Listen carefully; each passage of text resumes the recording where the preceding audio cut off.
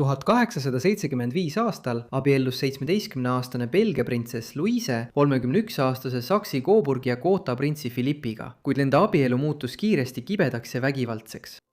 Aastate pärast põgenes ta, mis põhjustas skandaali ja perekonna pahameele. Lõpuks võeti Louise siiski vahi alla ja saadeti vaimuhaiglasse, kus ta pidi oma ülejäänud elu veetma. Kuid see ei olnud tema loo lõpp, nii et liitu minuga, kui uurime, mis temaga juhtus.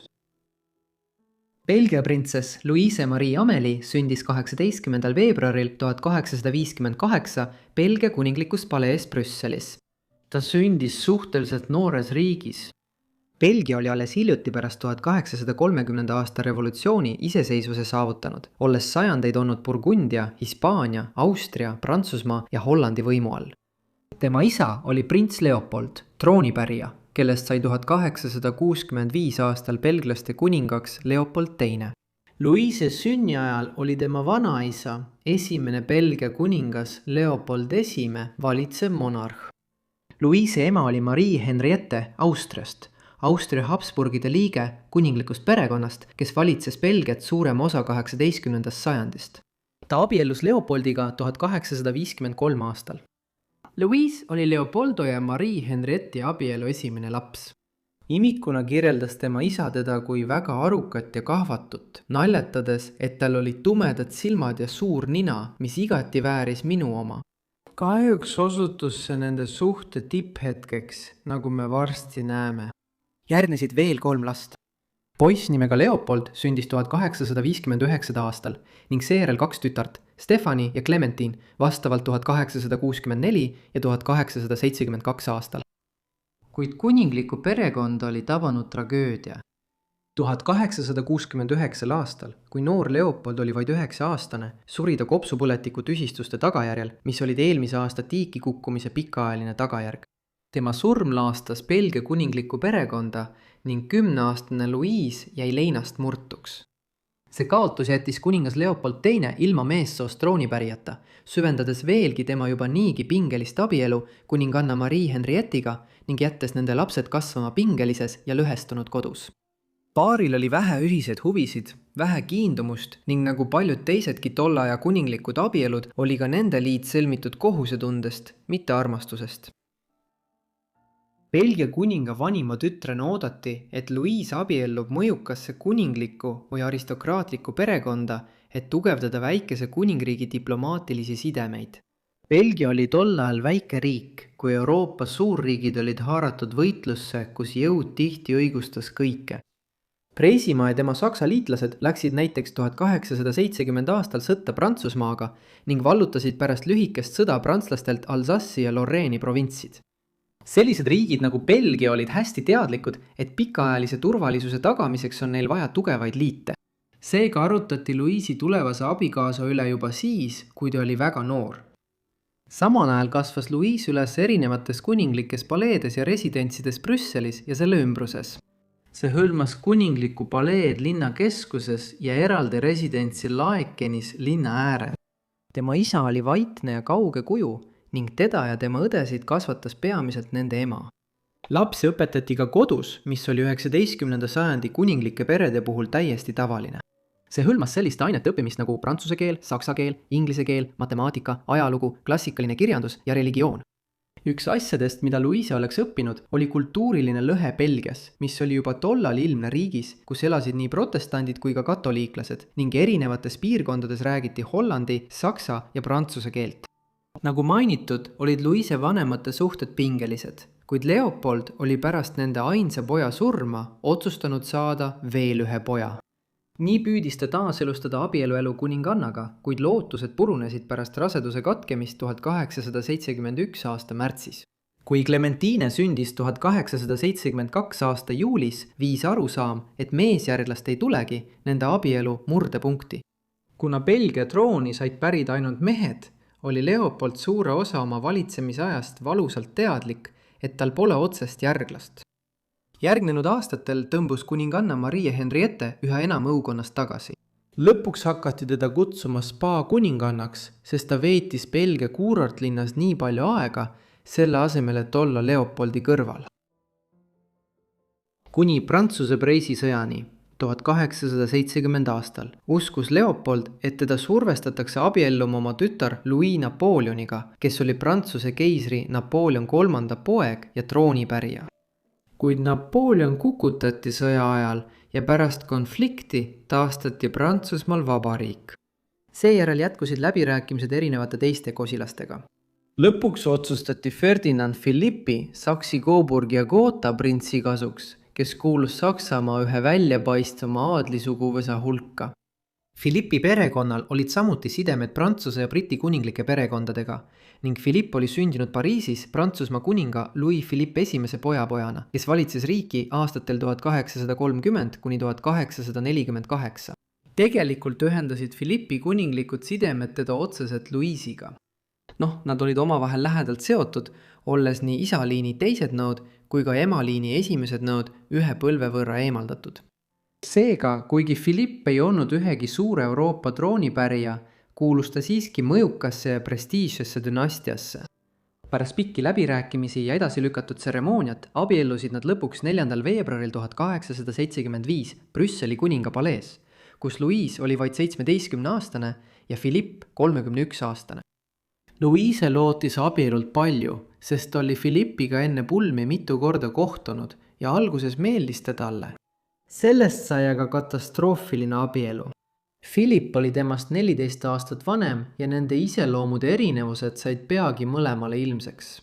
Hiljem meenutas ta oma mälestustes, et tal polnud aimugi, mida pulmaööl oodata, nimetades seda kogemust nii häirivaks, et ta põgenes järgmisel hommikul öösärgis paleest ja peitus kasvuhoonesse.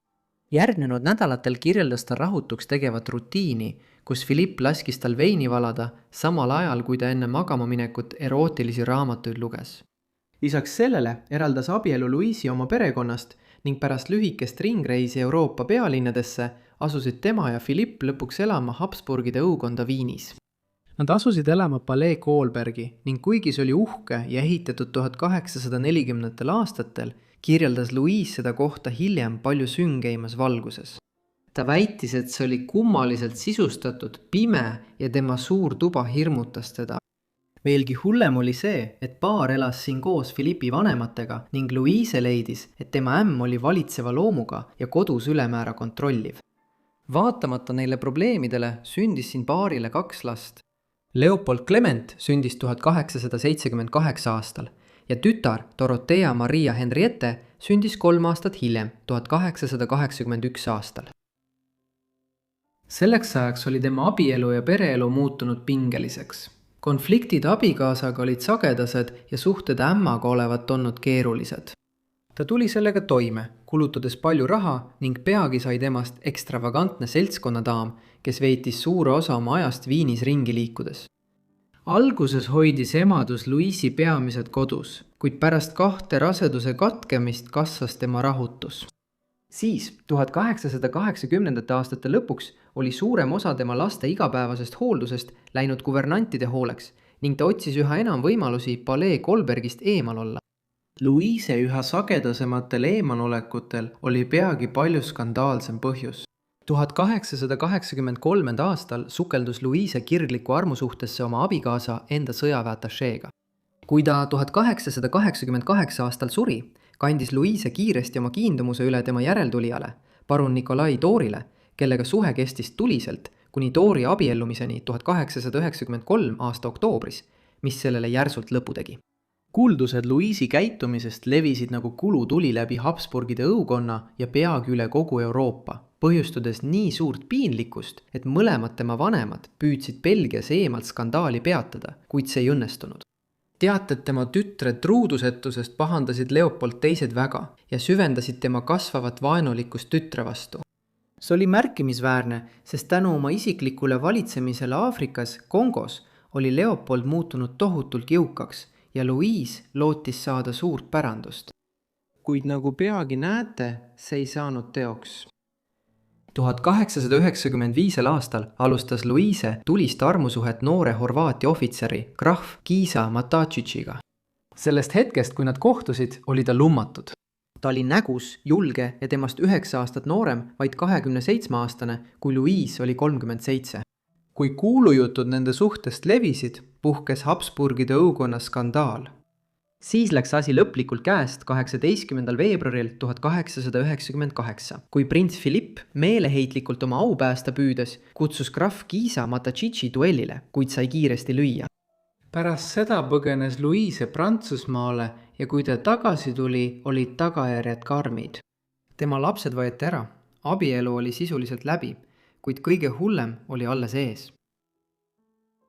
Vaid mõned nädalad pärast duelli lõi Philipp tagasi palju laastavamal viisil. Ta lasi Louise hulluks kuulutada ja veenis keiser Franz Josef Esimadet paigutama ta vaimuhaiglasse. Talle anti julm valik, kas naasta Palais Kolbergi või veeta ülejäänud elu vaimuhaiglas. Louise valis viimase ja saadeti Viini lähedal asuvasse Dublini vaimuhaiglasse. Varsti pärast seda sattus ka Kiiser ise sihikule. Teda süüdistati dokumentide võltsimises, ta arreteeriti ja visati vanglasse. Uudis Louise vangistusest lekkis kiiresti ning Austria ajakirjanduses vallandus kaastunde laine langenud printsessi vastu. Grummani skandaalist häirituna lasi Philipp ta 1899. aastal vaikselt Austria-Ungari impeeriumist eemaldada ja viidi ta Saksimaa asutusse. Seal kadus ta avalikkuse silmist.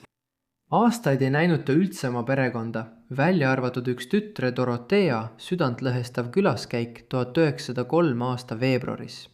Samal ajal alustas Giza, kes oli vangistatud Viini lähedal, ebatõenäolist romanssi Maria Stugeriga, 23-aastase abielus naisega, kes võttis vanglas töö vastu ainult selleks, et temaga kohtuda. Ta võitis tema usalduse, sai tema armukeseks ja pühendus tema vabastamisele. Palkas advokaate, ärgitas ajakirjandust ning jätkas oma võitlust ka pärast vanglast vallandamist väljastpoolt.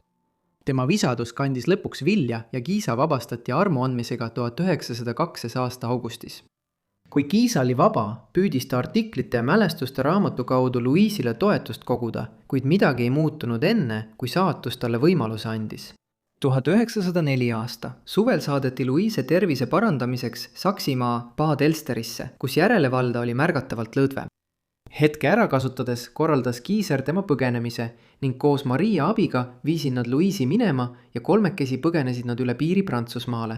Lõpuks, pärast enam kui 6 aastat vangistust, oli Louise vaba. Järgmisel aastal kuulutati Louise ametlikult vaimselt terveks ning 1906. aastal lahendati lõpuks tema kaua veninud lahutus. Prints Philipp määras talle korraliku igakuise pensioni, kuid Louise, kes oli juba ammu harjunud priiskava luksusega, sattus peagi võlgadesse. Selleks ajaks oli Maria Stolga pildilt kadunud ning Louise ja Giiser jäid elu lõpuni kokku, kuigi nad ei abiellunud kunagi. Louise isa suri 17. detsembril 1909, olles 74-aastane. Tema ema suri 1902. aastal, sel ajal, kui Louise viibis raviasutuses. Kuigi olid kuulujutud, et ta abiellus oma kauaaegse armukese Caroline Lacroix'ga juba aastaid varem, kellega ta kohtus Pariisis 1904. aastal, kui naine oli 16-aastane, abiellus Leopold tegelikult temaga alles 5 päeva enne oma surma. Ta oli samuti muutnud oma testamendi tingimusi ja see tekitas pärimustüli, mis mõjutas kogu Louise'i ülejäänud elu. Ajalehe artikkel The Timesist võttis probleemid kokku.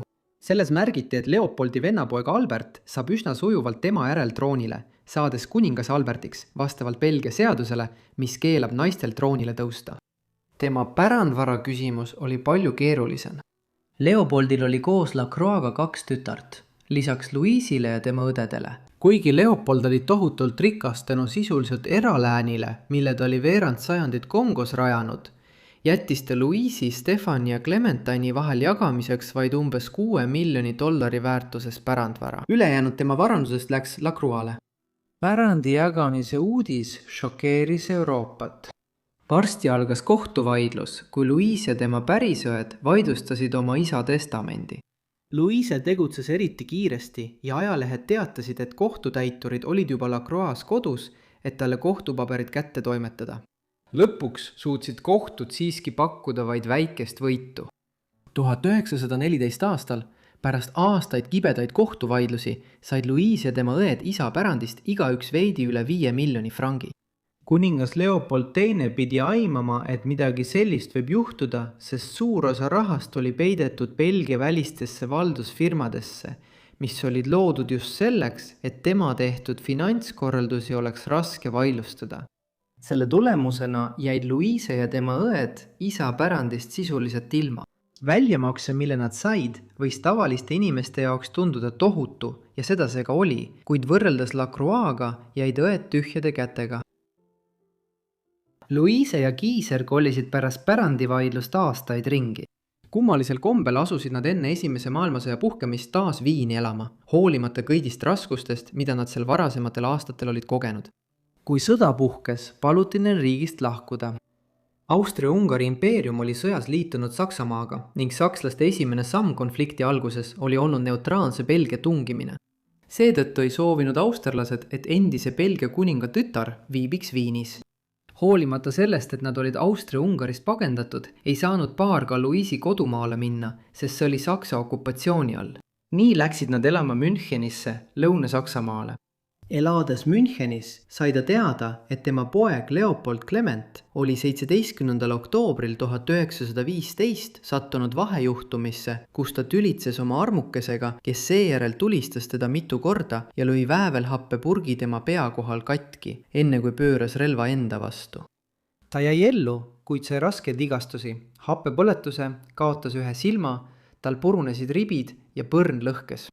Pärast kuud piina, võideldes nakkuste ja haavade tüsistustega, suri ta 1916 aasta aprillis. Tema olukorra raskendamiseks arreteeriti Giiser järgmisel augustil ja saadeti Budapesti sõjavangilaagrisse.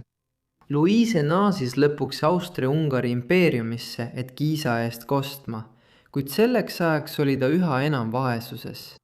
Belgia okupeerimise tõttu katkesid järsult rahalised vahendid, millele ta varem lootis, ja tema majanduslik olukord halvenes veelgi. 1917. Aasta alguseks olid tema võlad kasvanud hämmastava 30 miljoni margani. Pankrotis kuulutatuna ei saanud ta muud teha, kui vaadata pealt, kuidas tema alles jäänud vara ära viidi ja oksjonil maha müüdi. Kuna tal polnud enam midagi, suutis ta ellu jääda vaid tänu aeg-ajalt saadetud abikätele oma tütre Dorothee ja õe Stefani poolt. Leevendus Louise'ile ja tema armukesele saabus esimese maailmasõja lõpus, kui Saksamaa ja Austria-Ungari said lüüa. Lõpuks vabastati ta ning nad lahkusid Prantsusmaale, kui vana Habsburgide impeerium lagunes mitmeks erinevaks riigiks ja puhkesid mitmeaastased sisemised sõjad. Ilma rahata hakkas Louise Prantsusmaal oma mälestusi kirjutama ja avaldas need 1921 aastal pealkirjaga Around the Thrones that I saw fall. Kuigi raamat pakkus kaasahaaravat sissevaadet Euroopa õukondade skandaalidesse keisririigi ajastu loojangul, ei elanud ei tema ega Giiser piisavalt kaua, et nautida märkimisväärseid autoritasusid. Ta suri ureemia ja südameprobleemide tõttu 1923 aasta sügisel, kui nad elasid Pariisis. Pärast seda kolis Louise taas Saksamaale, kuid ka tema ei elanud kaua. Ta suri Wiesbadenis vaesuses 1. märtsil 1924, olles 66 aastane. Tema ainus ellu jäänud laps Dorothea abiellus Ernst Güntheriga, Schleswig-Holsteini hertsogiga. Neil ei olnud ühtegi bioloogilist last, kuigi nad adopteerisid mitu last. See tähendab, et Louise'i bioloogiline liin katkes, kui Dorothea suri aastakümneid hiljem, 1967 aastal. Suur tänu kõigile, et vaatasite seda videot Belgia printsess Louise'i kohta. Loodan, et pidasite seda huvitavaks. Andke mulle teada, mida te tema elust arvasite allpool kommentaarides ja kui teil on ettepanekuid, jätke need samuti allpool kommentaaridesse. Loodan, et olete tellinud minu kanali ja lülitanud teavitused sisse, et saada kõik minu videod kohe, kui need üles laen. Igatahes, see on kõik minu poolt, nii et näeme teid kõiki järgmises Forgotten Lives'i osas. Aitäh!